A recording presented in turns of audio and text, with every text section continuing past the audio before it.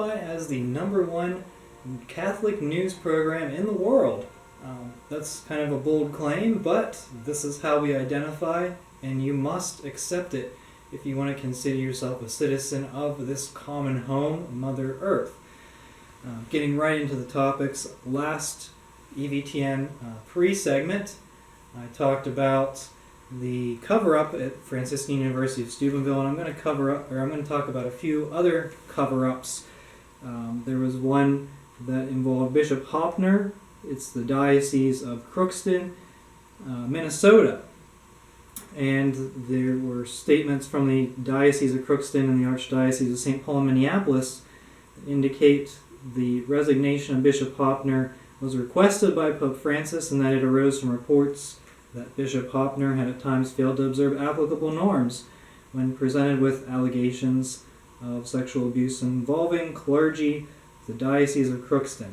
So the situation that happened is Ron Vasic, a former candidate for the permanent diaconate of the Diocese of Crookston, publicly accused Bishop Hoppner of pressuring him to recant an allegation of sexual abuse against a Monsignor who held leadership positions in the diocese. Vasic claimed that this Monsignor sexually abused him in 1971 when he was a teenager, and he told Bishop Hoppner about the abuse in 2009 or 2010. While he was considering entering formation for the permanent diaconate, the bishop told Vasic not to tell anyone about the abuse because it would hurt this Monsignor's reputation. Then in 2015, Bishop Hoppner asked him to sign a letter recanting the abuse allegation. Vasic signed the letter. He said because the bishop had indicated that his refusal would have negative consequences for his son, who was a priest, Father Craig Vasic. Vasic had been prepared to be ordained a permanent deacon in 2017, but he said that the bishop thwarted his ordination by asking his pastor to withdraw his support. So Bishop Hoppner was the first bishop involved in a Vos Estis investigation.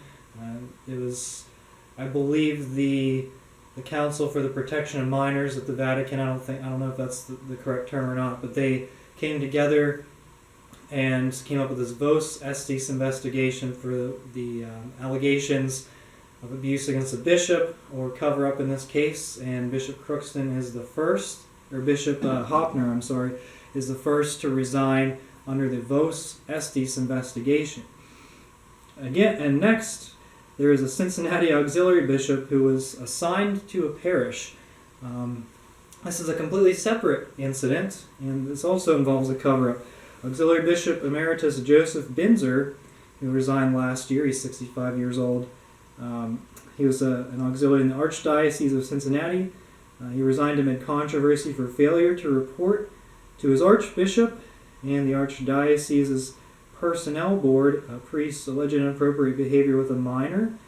And this auxiliary bishop who had resigned was assigned to a parish, 2 parishes actually, but it's one of those things where it's one parish, 2 churches. Anyway, there were several instances. The reason he resigned was due to several instances. I'll read what happened. 2013, Bishop Binzer withheld a report from the diocesan officials of a priest molesting a 10-year-old. In 2015, the similar allegations were made against the same priest, and Bishop Binzer withheld them again from the diocesan officials. The priest in question was transferred to another parish in 2018, where he was temporarily suspended for an allegation of a situation that occurred prior to his ordination, so it happened a while before he was under suspension, and then following that he was permanently removed shortly afterward when the diocese discovered his series of texts with a 17-year-old. So it didn't specify whether the 17-year-old was male or female. I don't know if that's really necessarily the point. Point is that this priest, again and again there were allegations against him. The diocese took it seriously whenever in 2018 when he was removed, but then he was permanently removed once this final allegation hit. I guess, fourth time's a charm? I don't know. Does it take 4 tries to remove someone? According to this auxiliary bishop, it does. But he was removed, and then he was just assigned to a parish. So is a bishop supposed to have a parish? Are they supposed to be in charge of a parish? I didn't think so, but I don't know. Is the Archdiocese of Cincinnati that short on priests that they have to get an auxiliary bishop that they kicked out and assign him to a parish? It's just a very weird scenario. It's a slap in the face to the people who attend those parishes. I don't know if anyone knows the background of this auxiliary bishop. I don't know that anyone would really be interested in attending, but that's just me. I don't see how these people don't protest. I mean, we'll see it. We'll track the situation. I know Eric Sammons. Many of you are familiar with him. That's his archdiocese, so I'm sure he'll have a lot to say on this. He was already pretty outraged about it, but I'm sure he'll have follow-up stories if anything happens. He is the editor of Crisis Magazine, so that'll be something to keep in mind, and I'll definitely run the story if I hear anything additional on this situation. Stephen O'Reilly had an excellent blog post on the idea of Benedict still being Pope. Now, if you'll remember, Dr. Taylor Marshall interviewed Dr. Mazza, who thinks Benedict is still Pope. Stephen O'Reilly had, I guess, a counterpoint to Dr. Mazza, and he counters a lot of Dr. Mazza's points. And what it really boils down to, Dr. Mazza thinks that Benedict resigned with the intention of still retaining a certain part of the papacy. Now, if that's the case, I feel like Dr. Mazza made a better argument in favor of sedevacantism, because the situation is if Benedict resigned but intended to keep part of the papacy, then Francis isn't the valid pope because Benedict's resignation was not valid. However, Benedict believes in heresy, and so he's not pope because he ceases to be pope if he's formally a heretic, which I believe that would be the case if he intended to resign only but part of the papacy. So then we would be in a situation where we have no pope, because we'd be in a situation of sede vacante. So I would encourage you to read Stephen O'Reilly's blog post countering Dr. Mazza's arguments. It's very interesting. Stephen O'Reilly has a lot of interesting stuff on his blog, not even just this story, but many others as well, including one about Cardinal Scola. Now, he says that there was some criminal situation in Cardinal Scola's archdiocese, on the same day, the first day of the papal conclave that elected Francis. And Cardinal Scola went in as a favorite. Now, Cardinal Scola himself was known as a conservative. He is friendly to the Latin Mass. A Pope Scola would be very interesting to think about. Obviously, it's not reality, so I won't spend too much time thinking about it. But there's another blog post on that, and so check out his blog. He always has very intriguing topics. It's definitely worth following. Recently, Cardinal Gregory wrote an article, and I'll link it in the description. And he had a lot of interesting points. He had a lot of good points that I agreed with, but ultimately, I'll read some points and I'll comment on them. One of the points is, organized religions have experienced an obvious and steady decline in membership and active participation over the past generation. I agree with that. He says, we have heard so many people suggest that the Second Vatican Council and its reforms are the root source of the decline. Yes. Some suggest that liberalization of certain religious traditions and practices that followed in the wake of the Second Vatican Council caused this decrease. Probably. Others looking at the same Vatican Council opine that the failure to implement the full allowance of the Council's reform agenda is the cause of religious estrangement among so many foreign members of the Church. And this situation I obviously disagree with, but it might have actually helped the Church if they would have fully implemented their radical anti-Catholic agenda, because then we would have found the true Church and it would have survived and the false church would have fallen apart.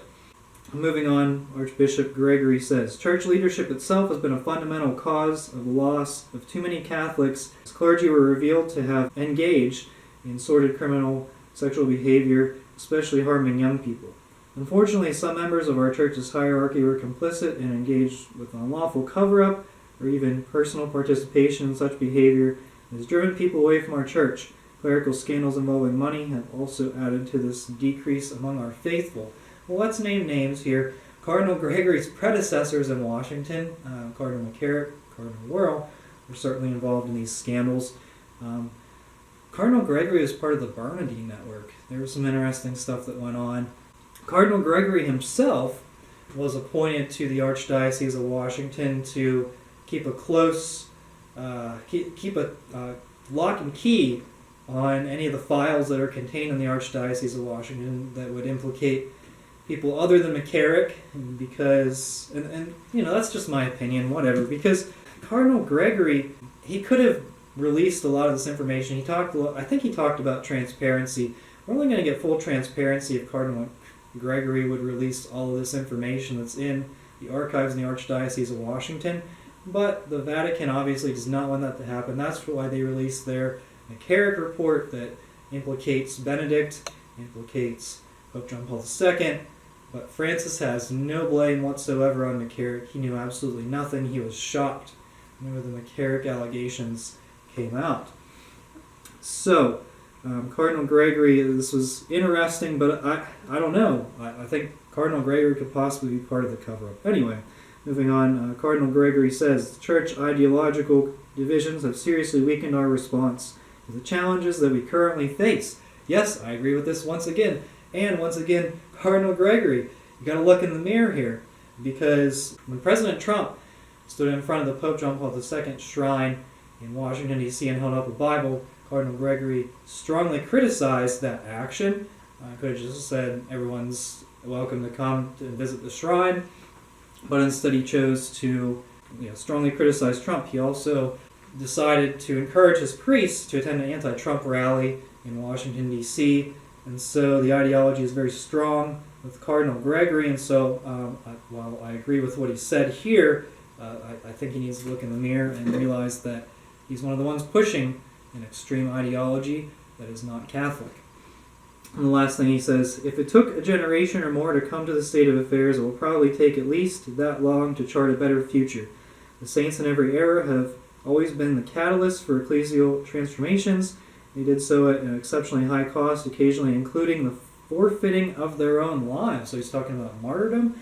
He's talking about how it's going to take a while to impact change, but I've seen it at a grassroots level. I've seen it at the Latin Mass. I don't know what Cardinal Gregory thinks about the Latin Mass, but he would do well to listen to these people who like the Latin Mass, and he would do well to expand the number of Latin Masses in his archdiocese. I don't know if that's on his radar. I don't know if that's off his radar, but I encourage you to read this article as well. He has a lot of interesting points, and it made me do some double takes that he was saying these things when he couldn't see that he was doing some of these things.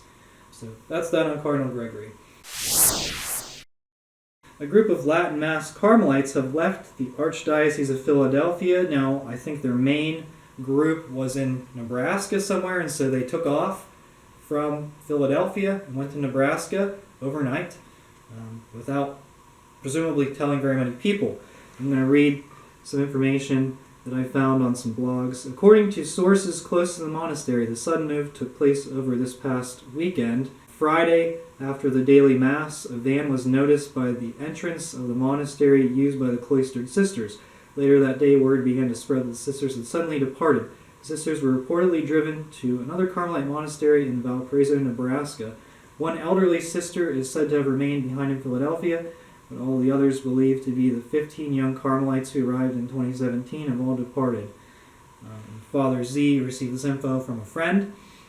It seems that because of that document from the Congregation for Religious, the Carmelites were losing control of their lives.